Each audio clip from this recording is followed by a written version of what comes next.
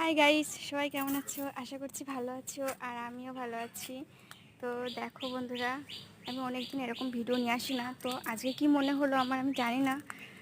ভাবলাম যে ঠিক আছে, একটা ভিডিও, ফেস ভিডিও একটা করি আর কি। তো এই রাম, দেখো আমাদের কাছে পেয়ারাটা পেকে গিয়েছে কতটা।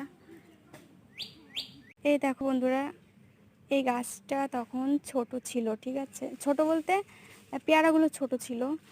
আর এখন দেখো পেকে গিয়েছে, দেখেছো কত সুন্দর, একদম পেকে মানে সেই হয়ে রয়েছে, নরম হয়ে গিয়েছে। এত পাকা ভালো লাগে না, বিশেষ করে আমার ভালো লাগে না এত পাকা পেয়ারা। আর এই যে এখানে আমাদের সেই কামরাঙ্গা গাছ ছিল, ভীষণ টক, পাকলেও টক হয়, সেজন্য আর কি মাথাটা কেটে দিয়েছে। তোমরা চাপ নিও না, এখানে আরও একটা কামরাঙ্গা গাছ লাগানো হয়েছে, মিষ্টি যেটা সেটা, এই যে এটা লাগানো হয়েছে, সেজন্য ওটা কেটে দেওয়া হয়েছে। তো দেখেছো, এটা হচ্ছে আমাদের জামরুল গাছ, দেখেছো।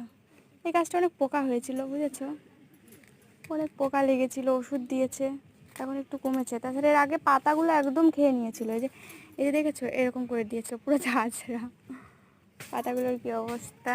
আর এই যে আমাদের লিচি গাছ, যাকে বলে লিচু, আর এটা হচ্ছে আমাদের কদবেল গাছ, দেখেছো। কদবেল গাছ এর আগে একটা হয়েছিল, ভালো করে হয়েছিল, বাট মারা গিয়েছে ওটা, সেজন্য আবার এটা লাগানো হয়েছে। আর এই যে একটা নারকেল গাছ, নারকেল গাছটারও একটা প্রবলেম আছে আর কি, এই পোকাতে দেখো মাঝখানের পাতাটা পুরো খেয়ে একদম মানে শেষ করে দিয়েছিল, মাঝখানে পাতা ছিল না, তো দেখছে আবার বের হয়েছে, তো ওষুধ দিয়েছে। তো ঠিক আছে বন্ধুরা, সব কিছু দেখালাম আমাদের বাড়ির গাছগুলো আর কি, ছোট ছোট যেগুলো গাছ সেগুলো, আর বড় বড় আছে আমরা গাছ টাছ। তো ভালো থেকো সবাই, ভালো থেকো সবাই, সুস্থ থেকো। আজকে এই পর্যন্তই।